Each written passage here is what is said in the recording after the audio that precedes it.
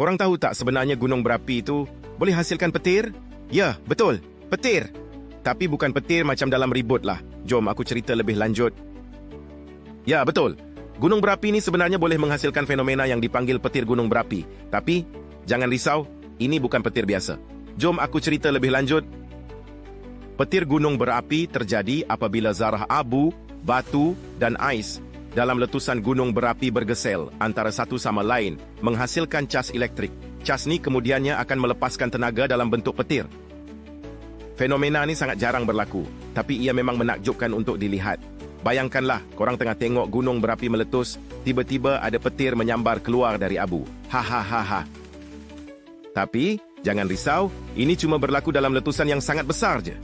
Kalau korang rasa ribut petir tu dah menakutkan, ingatlah gunung berapi. Dia bukan je meletup, dia pun boleh hasilkan petir sendiri.